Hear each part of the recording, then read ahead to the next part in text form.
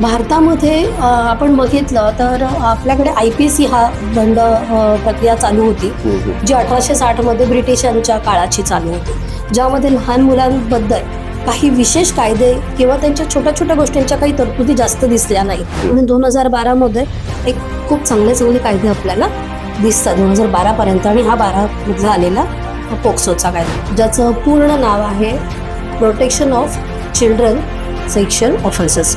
मुलं स्वतःचा आवाज उठवण्यात तेवढे सक्षम, पालकांचं म्हणा किंवा शाळांचं म्हणा, समाजाचं म्हणा, तितकं प्रभावीपणे लक्ष नाही जात मुलांकडे.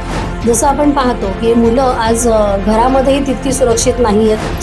साधी शिक्षा म्हणजे 3 वर्षापासून कारावास ही आजन्म कारावासाची शिक्षा पण याच्यामध्ये होते, आणि त्याच्याही पुढे जाऊन अगदी जास्तच क्रूरता दिसून येते आहे की आजन्म कारावासाची शिक्षाही कमी पडेल, तिथे फाशीची शिक्षा देता येते.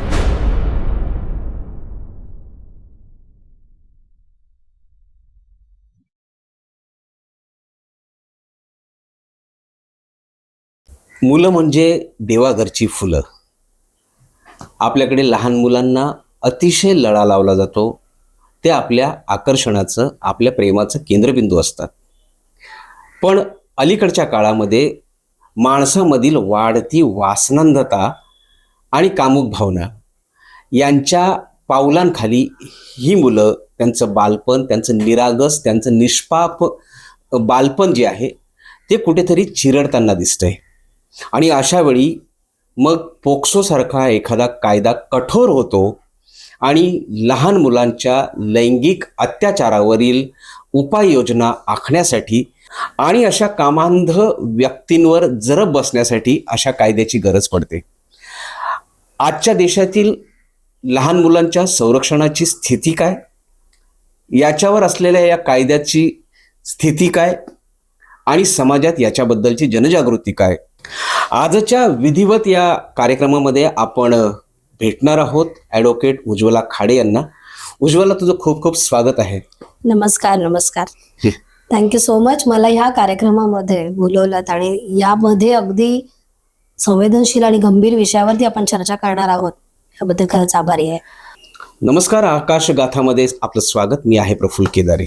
तर आपण चर्चा करत आहोत पोक्सो या कायद्याच्या अवतीभोवती काय चाललंय याच्या संदर्भात. उज्ज्वला, खरं तर ही मुलाखत नाहीये, टिपिकल मुलाखत अजिबातच नाहीये. उज्ज्वला माझी वर्गमैत्रीण आहे. खूप वर्षानंतर आम्ही भेटलेलो आहोत, आणि पत्रकारिता असेल किंवा न्यायालयीन विभाग असेल, लोकशाहीचे ही 2 जवळजवळ असणारे स्तंभ आहेत. या निमित्तानं समाजात घडणाऱ्या घडामोडींकडे बघण्याचा दृष्टिकोन काय तिचा, हा आपण या चर्चेचा सूर असणार आहे. त्यामुळे आपण या विषयाला हात घालताना सुरुवात इथूनच करू उज्ज्वला, की पोक्सो नेमका कायदा काय आहे आणि या कायद्याच्या निर्मितीची गरज का पडली? हा विषयालाच आपण हात घालण्यापूर्वी मला थोडीशी ह्या भागाची हिस्ट्रीपासून थोडीशी सुरुवात करते, जेणेकरून आपण त्यामध्ये किती खरंच गरज होते ते चांगलं समजून घेऊ शकतो. जेव्हा पहिलं महायुद्ध, दुसरं महायुद्ध घडलं, आणि त्याच्यानंतर जेव्हा जे काही आपण बघितलंय सामाजिक, मानसिक, शारीरिक लोकांमध्ये इतक्या पिढीत लोक झाले की पूर्ण समाजाचं सगळंच बदललेलं होतं, सगळं राहणीमान विस्कळीत झालेलं होतं. पण त्यामध्ये सगळ्यात जास्त जे पीडित झाले ती मुलं, बालक, ज्यांचे अनाथ बालकांची संख्या त्यावेळेला खूप वाढली होती. त्यांना कोणीही आधार देणारं उरलेलं नव्हतं. घरामधील काही मोठी माणसांचं छप्पर त्यांच्यावरून हरवलेलं होतं. मुलंच खूप प्रमाणात हरवलेली होती. बऱ्यापैकी मुलांना उचलून त्यांना बालमजुरी करायला लावून त्यांचं लैंगिक शोषण म्हणा, त्यांच्यावर अत्याचार, त्यांना अगदी थोडक्यात म्हणजे अनाथ मुलं झाली, पण संरक्षण करणारे हात खूप कमी पडले त्यांना. आणि हा फक्त भारतात नाही, तर हा सगळ्या जगाचा हा मूल प्रश्न बनला. आणि 70 ते 80च्या दशकामध्ये, 1970 ते 80चं जे दशक होतं ते एक इंटरनॅशनल इयर ऑफ चिल्ड्रन, त्यामध्ये असं ठरवण्यात आलं की हे पीडित आहेत मुलं, पण हे इनविजिबल आहेत. त्यांना त्यांचा आवाज नव्हता, त्यांना ते परावलंबी पूर्ण असल्यामुळे त्यांचा आवाज पूर्णपणे त्यांना बनता येत नव्हतं स्वतःला. तर ह्यासाठी युनेस्कोने जेव्हा आपला UNCRC हा एक मसुदा तयार करण्याचं ठरवलं. जेव्हा हा मसुदा 1889 साली 1989 साली हा मसुदा तयार करण्याचं ठरवलं आणि ज्याचा भाग बरेचसे देश बनल्यानंतर, कारण हे सगळ्याच देशांची समस्या असल्या कारणाने सगळ्याच देशांनी याच्यामध्ये बऱ्यापैकी भाग घेतला आणि नंतर आपल्या भारताने 1992 मध्ये याच्यामध्ये अगदी सक्रिय सहभाग घेऊन त्याच्याबद्दल मुलांच्या संरक्षणाची कायदे बनवण्याची प्रक्रियामध्ये भारताचा जर विचार करू तर काय पार्श्वभूमी आहे आणि सद्यस्थिती काय? हा, भारतामध्ये आपण बघितलं तर आपल्याकडे IPC हा दंड प्रक्रिया चालू होती, जी 1860 मध्ये ब्रिटिशांच्या काळाची चालू होती, ज्यामध्ये लहान मुलांबद्दल काही विशेष कायदे किंवा त्यांच्या छोट्या छोट्या गोष्टींच्या काही तरतुदी जास्त दिसल्या नाहीत. जसं आपण म्हणतो की समाज जसा ग्रोथ होतो, समाजाची जशी ग्रोथ होते तसं कायद्यामध्येही सुधारणा होत जाते. उज्ज्वला, ही परिस्थिती झाली म्हणजे जगाची, पण भारताचा विचार करू तर काय स्थिती आहे? भारतामध्ये जसं आपण बघितलंच की भारतीय दंड संहिता किंवा भारतीय साक्ष संहिता हे जसं नवीन आले कायदे 2023 मध्ये, त्याची गरजच मुळात ही भासली होती की हे सगळे कायदे जे आहेत हे ब्रिटिशांच्या काळातले होते आणि त्यामुळे त्यामध्ये अगदी छोट्या छोट्या तरतुदींचा थोडा अभावच होता, जसं मुलांच्या संरक्षणाचे कायदे वगैरे यांची त्रुटी होत्या. मग ह्या तहामुळे जे UNCRCचं जे कन्व्हेन्शन आलं त्या अनुषंगाने त्यांचे संरक्षणाचे कायदे अत्यंत प्रभावीपणे बनवण्याचं एक चांगला माध्यम मिळालं.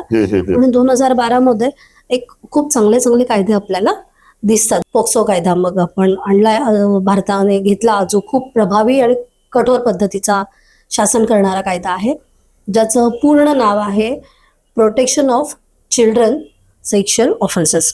मग आता त्यांच्यावर होणारे सेक्शुअल ऑफेन्सेस नावातच येतं की ते अत्यंत गंभीरपणे ह्याच्यामध्ये म्हणजे अलीकडच्या काळामध्ये अशा कायद्याची निर्मिती होण्याची गरज का वाटली? जेव्हा आपण बघतो की एक दुर्बल घटक म्हटला जातो वंचित समाजामध्ये, जसं आपण म्हणतो की वंचित लोक ज्यांच्याकडे दुर्लक्षित केलं जातं, मुलं स्वतःचा आवाज उठवण्यात तेवढे सक्षम नसतात, पालकही तेवढे शिक्षित नसतात. बरोबर. आणि पालकांचं म्हणा किंवा शाळांचं म्हणा, समाजाचं म्हणा, तितकं प्रभावीपणे लक्ष नाही जात मुलांकडे. आणि ज्याची गरज खूप अत्यंत महत्वाची आहे की छोट्या छोट्या रोड रोमिओच्या गोष्टी अगदी तुम्ही नुसतं क्लिअर करा, पण ही मोठे मोठे ऑफेन्सेस लपवले जात राहतात. जसं त्याच्यामध्ये आपण बघतो की खूप वाईड रेंज मध्ये कव्हर केले गेलेले आहे की खूप मोठ्या प्रकारामध्ये छोट्या गुन्ह्यांपासून ते मोठ्या गुन्ह्यांमध्ये समाविष्ट केलेला कायदा आपण याला एक म्हणतो. जसं की अगदी रस्त्यावरून जाणारी तेच मी विचारतोय की लैंगिक अत्याचार जे लहान मुलांच्या बाबतीत घडतात ते नेमकं समाजात कोणकोणत्या घटकात आणि कशा कशा प्रकारचे असू शकतात? लैंगिक अत्याचार जसं आपण म्हणालो की बायकांसाठी तर आपण म्हटलोच आहे होता, पण आता हा स्पेशल ऍक्ट असा आहे की 18 वर्षाच्या आतील मुलांसाठी, नुसता मुलींसाठीच नव्हे तर मुलांसाठी देखील हा तितकाच प्रभावीपणे काम करतो, तेवढंच त्यांनाही संरक्षण देतो. आणि त्याप्रमाणे ह्या कायद्याने त्याही तरतुदी केल्यात आणि त्याच्याकडे दुर्लक्ष नाही केलं. त्याबद्दल खरंच खूप कायद्याने इतका विचार विनिमय करून हा कायदा अस्तित्वात आणलेला आहे. जसं आपण पाहतो की मुलं आज घरामध्येही तितकी सुरक्षित नाही आहेत, जसं शाळांमध्येही आहे. काही अत्याचार शाळांमध्ये घेतलेल्या आता नुकत्याच घडलेल्या घटनाही आपण पाहिल्या. ट्रेन काय, कुठलंही व्हेकल काय, समाज काय, गार्डन काय, किंवा कुठेही मुलांना सुरक्षित तितकंसं हॉस्टेल, चिल्ड्रन्स होम देखील सुरक्षित नाही, चिल्ड्रन होम पण नाही, कस्टडीमध्ये आहेत, एक सुरक्षित कस्टडीमध्ये मुलं आहेत, तर तेच त्यांचं अत्याचाराचं कारण बनतं. आणि जसं आपण गुन्ह्याच्या स्वरूप याच्यामध्ये बघतो की अगदी लहान म्हणजे रस्त्यावर जाणाऱ्या मुलीची छेडछाड पासून ते तिला अश्लील चाळे करणं तिच्यावर, मुलीच नाही मुलांच्या बाबतीतही नाही. मुलं, बरोबर. हे काय होतंय की प्रत्येक वेळेला मुली सेंट्रिक झाल्यामुळे मुलींनाच जास्त याच्यामध्ये प्रोटेक्ट असं काही नाहीये, मुलांवरतीही तेवढाच हा प्रभावीपणे काम करतो.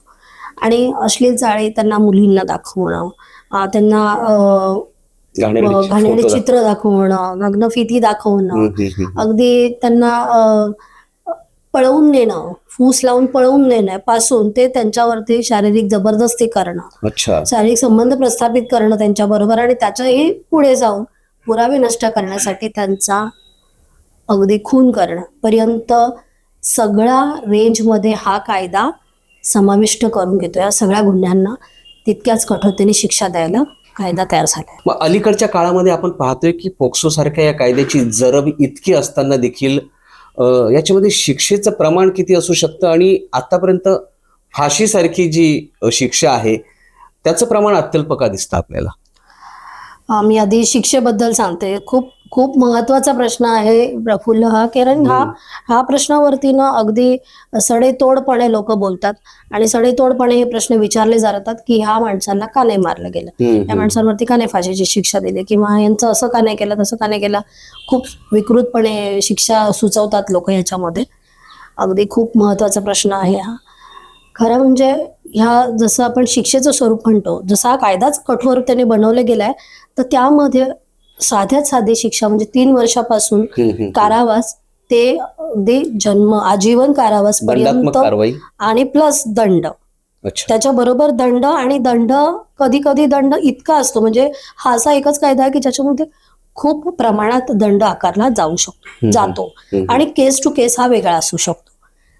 आणि त्याचबरोबर जसं मी म्हणाले की आजन्म कारावासाची शिक्षा पण याच्यामध्ये होते, आणि त्याच्याही पुढे जाऊन अगदी जास्तच क्रूरता दिसून येते आहे की आजन्म कारावासाची शिक्षाही कमी पडेल, तिथे फाशीची शिक्षा देता येते. फाशीची शिक्षा कमी का दिली जाते याचं उत्तर मी असं एकच सांगेन की आपल्या भारतामध्ये जे आपण संविधानावरती बोलतो, बरोबर. संविधान हा आपला जरी आत्मा असला तर तो मूळ गाभा त्याचा आहे मानवता, मानवी मूल्य जपणं. तर जर का मानवी मूल्य आपण जपतोय, त्यामध्ये आर्टिकल 21च्या अंडर आपण जर का त्यांना जगण्याचा अधिकार देतो आहे, अभिव्यक्ती स्वातंत्र्य देतोय, जगण्याचा तेवढाच अधिकार देतो आहे, आणि तोही विथ डिग्निटी. आपण बोलतो प्रतिष्ठा महत्वाची आहे, आणि तो ॲनिमलशी नाही का आपण तुलनात्मक करू शकत. मग त्यामुळे जसं आपण त्यांना जगण्याचा अधिकार देतो, तो इव्हन मारण्याचा अधिकार पण नाही देते. म्हणजे मी मला संपवण्याचा अधिकार मागितला तर तो मला नाहीये त्याच आर्टिकलच्या अंडर. बरोबर. आय हॅव टू लिव्ह असं आहे ते. तर तसंच आपण त्याला पहिले आपण देतो, पण अगदीच सगळंच संपलेलं आहे, क्रूरता इतक्या वरच्या लेवलला गेलेली आहे, हे जर का त्या केसमध्ये दिसतंय तर तिथे फाशीची शिक्षाही देण्यात येते. पण महत्वाचं काय आहे माहिती आहे की जेव्हा आपण पोक्सोबद्दल बोलतो तेव्हा इतर देशांच्याही अनुषंगाने ना आपलाच पोक्सो हा कायदा कठोर दिसतो. अच्छा. जसं आता UK आहे, ऑस्ट्रेलिया आहे. नाही, आपण आखाती देशांमध्ये पाहतो की अशा प्रकारचे जर कोणी अत्याचार केले तर त्यांना ठेचून मारणं, दगडाने ठेचून मारणं, त्यांची लिंग छाटणं, इथपर्यंतच्या शिक्षा आहेत. बरोबर. आता हे जे देश आहेत, हे देश म्हणजे यांच्यामध्ये इतरही गुन्ह्यांना अशाच काही प्रकारच्या दंड आहेत हे आपण पाहतो. पण जेव्हा अशा गुन्ह्यांमध्ये तशी शिक्षा देण्याचं प्रमाण येतं, त्यावेळेला आपण ज्यांच्याकडून ब्रिटिशांकडून आपण शिकलेलो आहे, आपल्या संविधानामध्ये त्यांचाही जास्त मूल्याचा वाटा आहे, ऑस्ट्रेलियाकडून आहे. पण अशा देशांमध्ये डेथ पेनल्टी बिलकुलच नाही. अच्छा. अशा देशांमध्ये डेथ पेनल्टीला त्यांनी स्थानच दिलेलं नाही आहे. लाईफ इम्प्रिझनमेंट आहे, आजीवन कारावास आहे, कठोर आहे, ज्याच्यामध्ये सश्रम कारावास आहे, त्यांना खूप कडक श्रम पण त्यामध्ये करावेच लागतात, त्या प्रकारच्या आहेत शिक्षा. पण डेथ पेनल्टी तेही नाही देत. म्हणजे असं मी म्हणणार नाही की डेथ पेनल्टी ह्याला जज करते. एक जीव जाऊन त्याच्याऐवजी दुसरा जीव घालवणं हे भरून नाहीयेत. कितीही केलं तरी तो किती मौल्यवान जीव होता, किती त्या पीडितेचं जरी आयुष्य खूप महत्वाचं असलं तरी हे आयुष्य जाऊन ते भरून निघणार नाहीये. पण उज्ज्वला, आपण असं पाहतो नॉर्मली की सगळेच पुरुष काय वाईट नसतात किंवा सगळ्याच स्त्रियाही काही वाईट नसतात. एक अनुभव मला शेअर करायचा आहे की माझा 15-16 वर्षाचा मुलगा ट्रेनमध्ये चाललेला, समोर एक महिला बसलेली 50-55 वर्षाची. तो जस्ट मोबाईलमध्ये खेळत होता, ती मोबाईलमध्ये बघत होता काही. तिला वाटलं की माझे छायाचित्र टिपतोय की काय. ती त्याला ओरडली, मोबाईल चेक करायला घेतला. मोबाईल चेक केल्यानंतर देखील तिचं समाधान झालं नाही आणि तिने त्याला म्हणजे आरडाओरड केली. तर तुला असं वाटत नाही की पोक्सो सारख्या या कायद्याचा गैरवापर देखील होतो आणि कायद्याच्या पळवाटांच्या आधारे फिर्यादी असेल किंवा गुन्हेगार असेल, हा पळून जाण्याचे वेगवेगळे मार्ग शोधत असतो? खूपच गहन आणि विचार विनिमय करायला लावणारा खरं म्हणजे हा प्रश्न आहे. तसं कसं आहे प्रफुल्ल की याच्यामध्ये जेव्हा पण आपण कुठलाही कायदा बघतो तर पळवाटा हा त्याच्याबरोबरच आलेलाच असतं, शोधूनच जातं. पण पोक्सोमध्ये सगळ्या बाजूने खूप व्यवस्थित त्याला डिझाईन केलेला ऍक्ट आहे की ज्याच्यामध्ये पळवाटा शोधून फारच कमी वेळा कधीतरी मिळतील. गैरवापर कसा होतो? आणि गैरवापर म्हणशील तर गैरवापर होतो, पण फार क्वचित आणि फार कमी वेळा होतो. हा गैरवापरमध्ये जेव्हा आपण बघतो त्याची कारणं जी आहेत ना, ही फार अगदी विचित्र कारणं आहेत. विचित्र कारणांवरून या केसेस फाईल होतात. जसं की एक पर्सनल वाद आहेत, आर्थिक देण्याघेण्यावरून वाद आहेत, आपण जमिनीचे समजा वाद आहेत. जमिनीचे वाद आहेत, किंवा मला बदनामीच करायची आहे एखादी, तर असं काही अगदी म्हणजे अगदी क्षुल्लक गोष्टींवरून पण लोक असे मोठे मोठे कायद्याअंतर्गत मुलांची ढाल बनवतात. अच्छा. आणि अशा केसेस दाखल करतात. पण हेही दाखल केलं तरी सुद्धा पोक्सोमध्ये ह्यालाही तितकीच जरब आहे, जसं की सेक्शन 22. जर का खोटा FIR आढळला त्याच्यामध्ये, तर त्याच्यातही तुरुंगवास आहेच, तिथेही शिक्षा आहे. बरोबर. लहान मुलांच्या बाबतीत आता सध्या असं ट्रेंड आहे की म्हणजे आंटी लवर आणि शुगर डॅडी, म्हणजे आपल्यापेक्षा जास्त वयाच्या लोकांच्या प्रेमात पडणं, किंवा जास्त वयाची लोक लहान वयांच्या मुलांना प्रेमात पाडतात, त्यांचं शोषण करतात. म्हणजे अल्पवयीन मुलांची संकल्पना काय असते, त्याचं टीन एज किंवा काय असेल त्याची कॉन्सेप्ट काय आहे, आणि अशा पद्धतीचा ट्रेंड जो चाललाय त्याच्यामध्ये म्हणजे प्रेमाचं आमिष दाखवणं, लग्नाचं आमिष दाखवणं, नंतर फसवणूक करणं, अशा प्रकरणांकडे कशा दृष्टीने पाहतो? आता जसं आपण म्हणतोय की मोबाईल सगळ्याचं कारण आहे, जड का म्हणजे अगदी मुळाचं कारण सगळ्यात तेच आहे. ते इतका इझिली अवेलेबल आहे, इतकं इझिली सगळ्या गोष्टी त्यांना अवेलेबल आहेत की ज्या गोष्टी त्यांना या जगात नाही करायला पाहिजे त्या सगळ्या कळतात. इनफॅक्ट काही कार्यक्रम आहेत शासनाचे की लहान मुलांपासून त्यांच्या 7-8 या वयापासून त्यांना शाळांमध्ये खूप व्यवस्थित सगळं त्यांच्या शरीरामध्ये होणारे बदल वगैरे याच्याबद्दल माहिती दिली जाते.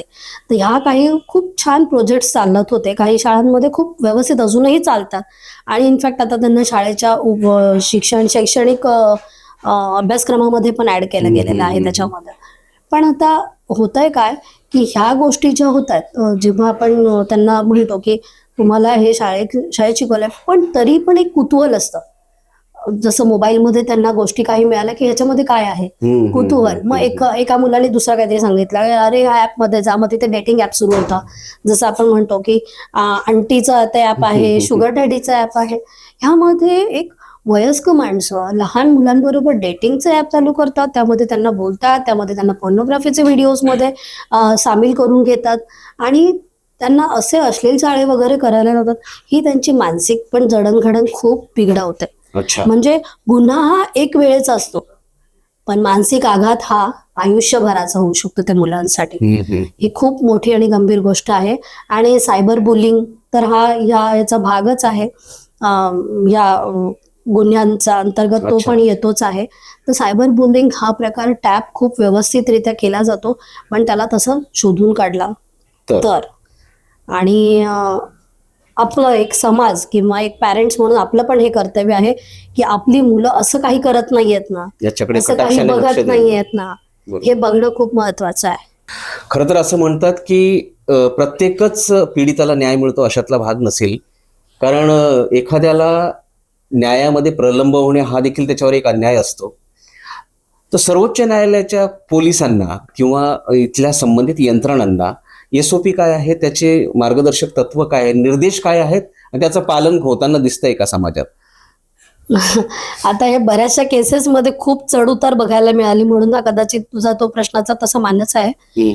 पण कसं आहे, जेव्हा आपण न्यायाबद्दल बोलतो तर justice delayed is justice denied, हे फार आधी कायदे न्यायशास्त्रामध्ये म्हटलं गेलेलं आहे. पण त्याही पुढे जाऊन आताचे आपले CJI आहे त्यांनी सांगितलेलं आहे की जस्टिस डिनाईड असेल तर तो जस्टिस डिस्ट्रॉईड आहे. त्याही पुढे जाऊन ते असं म्हणतात. याचा अर्थ जस्टिस डिनाईड आणि डिलेड कडे आपण तितक्या गंभीरतेने बघणं खूप गरजेचंच आहे, वेळेत न्याय देणं महत्वाचं.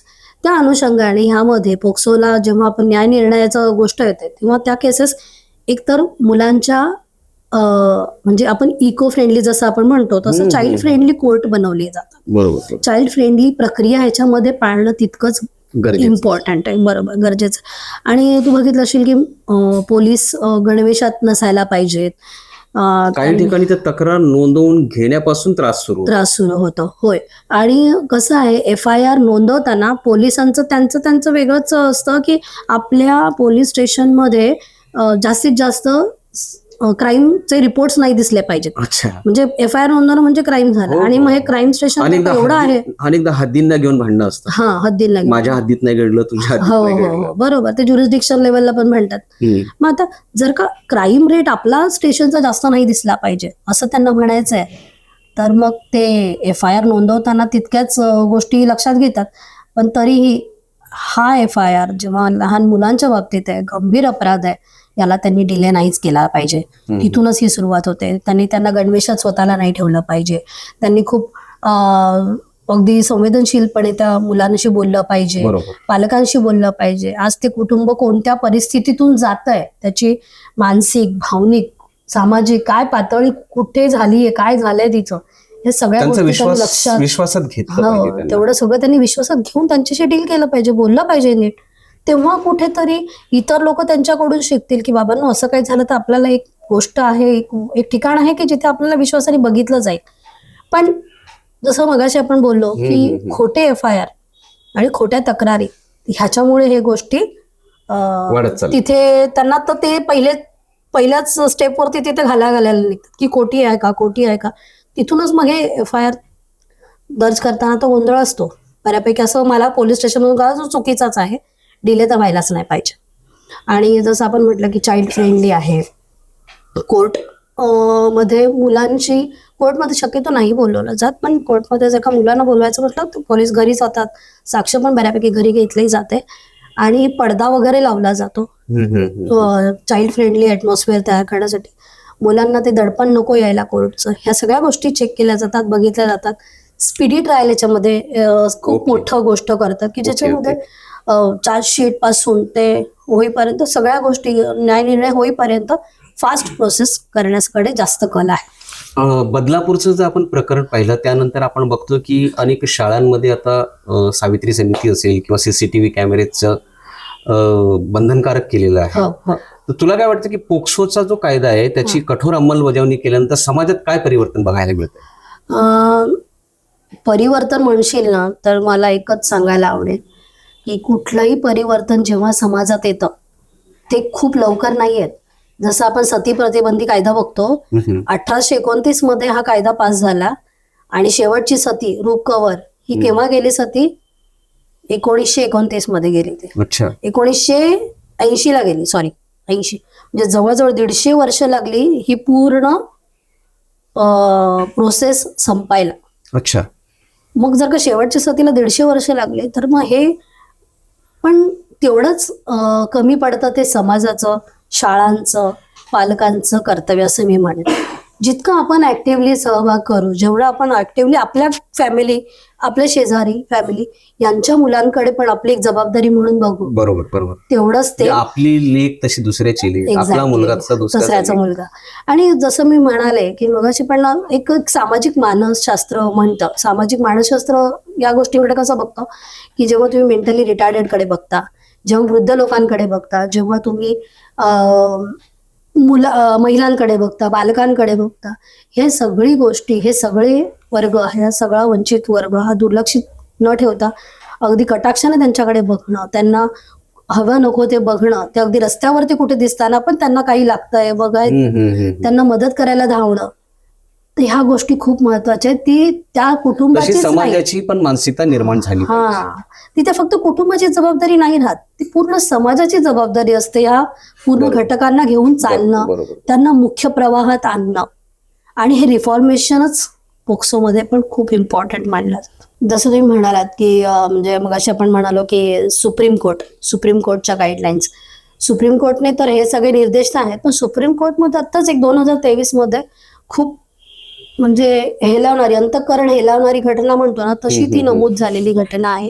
एक मुलगी आहे, 14-15 वर्षाची मुलगी, जेव्हा शेजारी एक मुलगा राहतो 24-25 वर्षाचा, त्याच्या प्रेमात पडते, तो तिला घेऊन पळून जातो, नंतर मग ती परत येते, नंतर मग ते कुटुंबाचे तिला काही घरात घ्यायला मागत नाहीत, पुन्हा ती त्याच्या घरी जाते आणि थोडे दिवस राहते त्याच्याकडे. त्या अनुषंगाने त्यांचे शारीरिक संबंध पण काही वेळा प्रस्थापित झालेले असतात आणि त्याच्यातून ती प्रेग्नंट होते. 14-15 वर्षाच्या मुलीला काय प्रेग्नन्सी आणि काय, जेव्हा ती स्वतःच एक बाळ आहे, आणि अशा मुलींना त्याला तर मग ते झाल्यानंतर तिची आई वैतागते की माझ्या मुलीला असं केलं, तर तिची आई त्याच्याबद्दल कंप्लेंट टाकते. पोक्सोच्या अंतर्गत त्याला अटक केली जाते. बरोबर. आई हिला घरात घेत नाही, सासरचेही तिला तेवढा सपोर्ट करत नाही. ती एकटी 15 ते 16 वर्षाची मुलगी तेवढ्याच्या त्या बाळाला घेऊन तिचा उदरनिर्वाहाचा सगळा बोऱ्या वाजलेला असतो. त्यानंतर ती हवे ते वकील, हवे ते लोकांकडे मदत मागायला जाते अच्छा. आणि त्यांच्याकडून हवे तेवढे पैसे घेते. त्या वकिलांना जे दिसतील त्यांना प्रत्येकाला रिक्वेस्ट करते, माझ्या नवऱ्याला सोडा, कोर्टामध्ये चक्कर मारते. आणि अशा प्रकारे खूप प्रयत्न करून सुद्धा तिचा नवरा काही सुटत नाही. कुठली घटना आहे? ही घटना आहे कलकत्त्याची. अच्छा. आणि कलकत्त्याचं हायकोर्ट ह्यावरती तिला काय बोलतं, काय म्हणते? खरंच ऐकण्यासारखं आहे आणि हे सगळ्यांनी ऐकण्यासारखं. त्या मुलीला एवढ्या त्रासात असताना तिला तो म्हणतो, तू तुझ्या ना आवेगाला थोडंसं आवरायला हवं होतं. अच्छा. असं जर का कलकत्त्याचा जज तिला म्हणू शकतो, एवढ्या मोठ्या आणि इतक्या जुन्या काळातलं डेव्हलप झालेल्या कोर्टातला जज म्हणू शकतो, न्यायाधीश म्हणू शकतात, तर मग न्याय मागायचा कोणाकडे मागायचं नाही. तर तिच्याकडे मग ते सुमोटो कॉग्निजन्स घेतला. सुप्रीम कोर्टने स्वतः दखल घेतली ह्या गोष्टीवरती की आपलं कोर्ट हे चुकीचं बोलतंय. त्याच्यावरून त्यांनी ताशेरे ओढले सुप्रीम कोर्टने अच्छा. जजना त्या. आणि त्याच्यावर सुप्रीम कोर्टने एक खूप खूप चांगलं महत्वाचं पाऊल उचललं की त्यांनी एक कमिटी स्थापन केली, ज्यामध्ये सायकोलॉजिस्ट होते, समाजशास्त्रज्ञ होते आणि असे 3-4 लोकांची कमिटी नेमून त्यांनी त्या मुलीचं फॉलोअप घ्यायला सांगितलं. त्या मुलीचं सध्या काय चाललंय, काय करते, सगळं बघायला सांगितलं. सध्या काय करते? आणि फार फार भयानक अवस्थेमध्ये भेटली प्रफुल्ली मुलगी. हा. ते बघायला गेले तिला विटांनी रचलेलं एक गोल घर करून रस्त्यावरती ती मुलगी त्या छोट्या बाळाला घेऊन राहत होती. म्हणजे खरं तर त्या मुलाने तिच्यावर एकदा अत्याचार केला, मग समाजातील समाजाने अनेकदा घटकांनी केला. आणि त्याच ह्याच्यानी, जसं तू आता म्हणाला, खूप महत्वाचं वाक्य आहे की अन्याय हा तिच्यावर एकदाच झाला किंवा हा खूप नकळतपणे झालेला होता, पण समाजाने वारंवार तिच्यावरती जेवढे दिवस ती जगली तोपर्यंत तिच्यावरती अत्याचार. आणि हे सगळं बघून निश्चिब्ध झालेलं मन यांनी हा पहिल्यांदा असा निकाल दिला सुप्रीम कोर्टने की तिला, त्या पीडितेला दुःखाचं कारण तो नाहीये, तर समाज जास्त बनलाय, समाज जास्त. या अनुषंगाने त्याला सोडण्यात आलं तिला सांभाळण्यासाठी. अतिशय विदारक आणि भयानक चित्र आहे समाजातलं या संदर्भातलं उज्ज्वला. पण अनेक जण असे असतील की या अत्याचाराच्या बळी पडलेले असतील, तर अशा कोलमडलेल्या मुलांना, मुलींना त्यांची झालेली शारीरिक मानसिक जी क्षती असेल ती भरून काढण्यासाठी कुटुंबाने, पर्यायाने, समाजाने, सरकारने काय भूमिका घेतली पाहिजे, तुला असं काय वाटतंय? एक्झॅक्टली. जसं आपण म्हणालो मगाशीच की हा अन्याय तर एका वेळचा आहे, पण नंतर जे होणार आहे, जगणार आहेत ते, त्याच्या अनुषंगाने काय हे पण पुढे बघितलं त्यात तिला स्वाभिमानाने पण जगता आलं पाहिजे, डिग्निटीने पण जगायला पाहिजे. बरोबर. आता महत्वाचं काय आहे की ह्यासाठी त्यांनी काउन्सिलिंग सेंटर्स उघडलेले आहेत. काउन्सिलर्स पण अपॉइंट करतात विक्टीमला. पण मुख्य प्रवाहात केव्हा येतो पीडित, जेव्हा त्याला त्याचं फ्रेंडली वातावरण मिळतं, जेव्हा त्याला तो एक स्पेशल झाला हे ट्रीट नाही केलं जात घरी, शाळांमध्ये किंवा कॉलेजेसमध्ये किंवा जे काय जिथे ते कुठेही खेळण्यामध्ये जिथे जातात ते जे त्यांचं आधीचं लाईफ होतं. आणि ते शिक्षण तर त्यांचा मूलभूत अधिकार आहेच, पण त्याच्याबरोबर त्यांचं खाणं पिणं, रोजगार मिळणं, त्याच्याबरोबर त्यांना स्पेशल स्किल्स, आणि या सगळ्या स्किल्स त्यांना समुपदेशनातून मिळू शकतात. आणि त्याच्यावरती त्यांनी खूप, म्हणजे त्यांना उभं राहण्यासाठी शाळा, समाज आणि पुन्हा पुन्हा मी सांगेन पालक, या सगळ्यांची खूप जबाबदारी आहे. मुद्दा पुन्हा तोच येतो की एखाद्या व्यक्तीवर, एखाद्या बालकावर अत्याचार झाला तर त्याला न्याय मिळण्यात जर पुन्हा प्रलंब होत असेल तर त्याशी संबंधित असलेले अनेक घटक आहेत. मग ते कौटुंबिक सदस्य असतील, ते समाजातील घटक असतील, ते पोलीस यंत्रणेतील असतील किंवा संबंधित यंत्रणेतील असतील किंवा पर्यायानं न्यायालय असेल. जर अशा व्यक्तींना न्याय देऊ शकत नसेल तर त्यांच्यावर पुन्हा पुन्हा अशा पद्धतीने अन्याय करण्याचाही त्यांना अधिकार नाहीये. पोक्सो सारखा कायदा, याच्याबद्दल आज जनजागृती होणं गरजेचं आहे. आणि जेव्हा या कायद्याची पाळंमुळं ही समाजातल्या अखेरच्या घटकापर्यंत पोहोचतील तेव्हा खऱ्या अर्थानं अशी कृत्य करणाऱ्या भयावह लोकांवर जरब बसेल आणि एक सुरक्षित बालपण या देशामध्ये मुलांना जगता येईल अशी आपण आशा करूया. उज्ज्वला, तुझं अत्यंत मनापासून आभार व्यक्त करतो की अतिशय गंभीर आणि संवेदनशील विषयावर तू तुझी खुलं मतं मांडली. त्याचा आपल्या प्रेक्षकांना निश्चितच फायदा होईल. आणि या संदर्भात आकाशगाथाच्या माध्यमातून आवाहन करू इच्छितो की तुमच्या कोणत्याही तक्रारी असो, कोणत्याही तुम्हाला सल्ल्यांची गरज असेल, मार्गदर्शनाची गरज असेल, तर विधिवतच्या आमच्या उज्ज्वला खाडे आहेत, यांच्याशी तुम्ही खाली दिलेल्या नंबरवर संपर्क साधू शकता. आणि आजचा एपिसोड जर तुम्हाला आवडला असेल तर निश्चितच लाईक करा, सबस्क्राईब करा आणि शेअर करा. पुन्हा एकदा विधिवतमध्ये नवीन कायद्याची जनजागृती आपल्यासोबत उज्ज्वला आणि मी घेऊन येणार आहे. तोपर्यंत भेटूया आपण पुढच्या भागात. पुन्हा एकदा तुझं मनापासून आभार.